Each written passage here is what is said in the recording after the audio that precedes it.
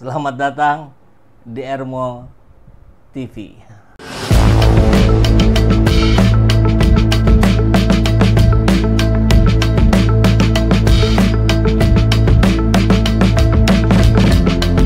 Bersama saya, Saiful Zaman, kebaikan yang terorganisir akan selalu mengalahkan kejahatan.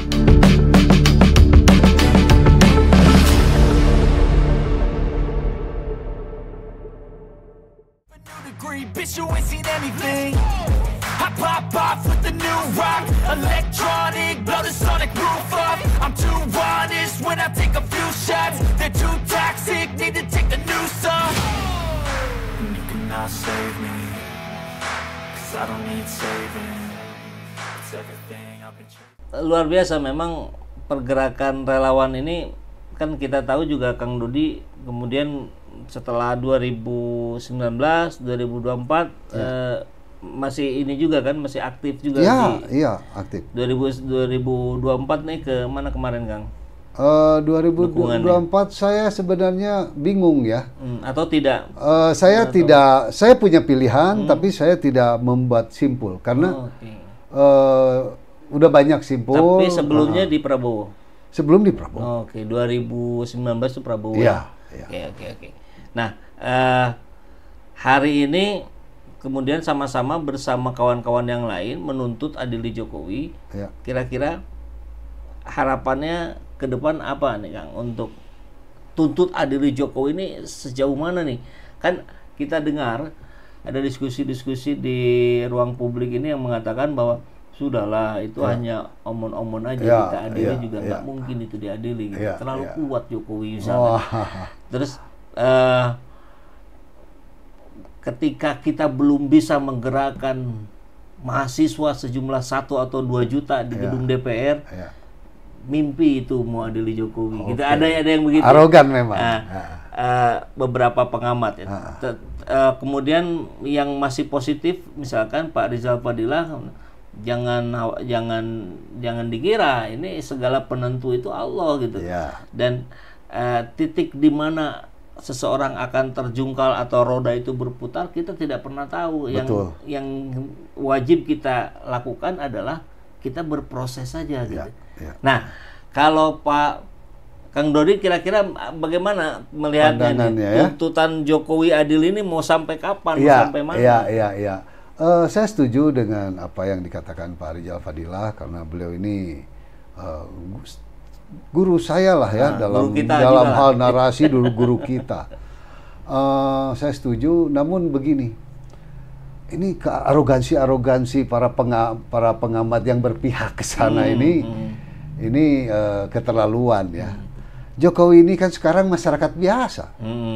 Jokowi ini ya, Kang Saiful Zaman ini kan orang hukum yang bukan kaleng-kaleng. Tahu lah ya. Tapi kan equality before the law. Ada 17 menteri loh di 17 menteri di situ. Apapun itu, kesalahan menteri-menteri sekarang ini sudah tahu semua masyarakat. Ya, dengan menteri-menterinya semua dibabat. Itu akan dituntut. Bagaimana sekarang masih enak-enak saja yang kena judi online ya, Menkominfo mantan. Ya bolehlah dia sekarang masih baik-baik saja, tapi kita tahu bocorannya bahwa di kepolisian sudah ada sprindik. Tinggal kira-kira begitu. Beliau ini sebenarnya lebih tahu. Enggak juga. Gitu. Jadi saya meyakini betul Jokowi ini akan diadili. Ya, apapun itu. Mungkin alam juga membantu. Atau ada prediksi yang lebih kuat, misalkan dalam rentang waktu berapa tahun atau berapa bulan malah? Ya, prediksi saya mungkin tahun ini juga. Tahun ini. Karena apa? Kita ini kalau menilai pemimpin, yang dinilai itu kan integritasnya terhadap rakyat. Coba nilai Jokowi. Dulu zaman Soeharto, rakyat dikasih tanah, ya masing-masing 2-3 hektar. Di zaman Jokowi, sekarang digusurin untuk investor katanya, untuk cukong-cukong katanya. Ya, ini sekarang sama Jokowi ini kita selama dengan Jokowi ini diuntungannya apa? Buruh ditindas, ya, lahan tanah dihabisi, segala macam dilibas. Termasuk relawannya pun dibohongi. Oh iya, sangat, sangat. Relawan yang waras itu tidak mencari sesuatu jabatan atau keuntungan, karena relawan. Ya.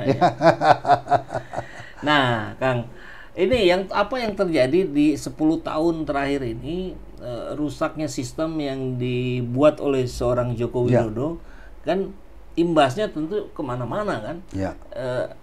Yang namanya pimpinan itu mau baik mau buruk ya pasti ditiru sama bawahannya. Ya, betul. Nah, betul. kemudian saya dengar juga ini yang di bawah juga tidak kalah rusaknya gitu. Ya. Yang sedang juga diperjuangkan oleh Kang Dodi di Kabupaten Bandung, Kang ya. Di revitalisasi pasar atau bagaimana? Ya, revitalisasi sampaikan, pasar ini tidak kalah penting.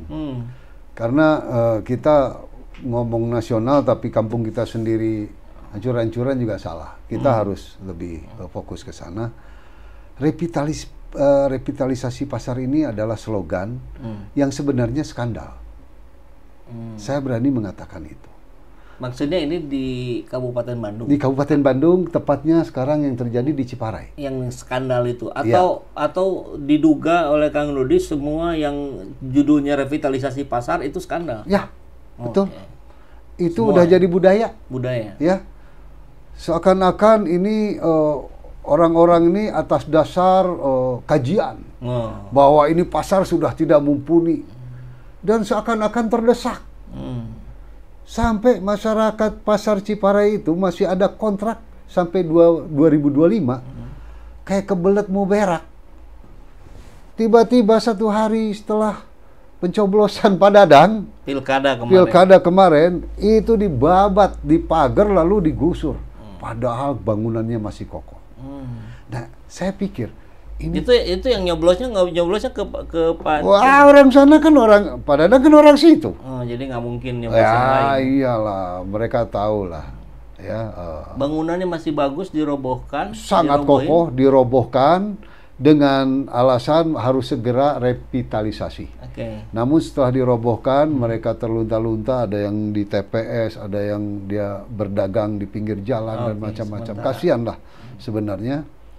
Sampai sekarang nggak dibangun tuh. Nggak dibangun. Dan saya ngobrol dengan pengacaranya, Pak Sarial namanya.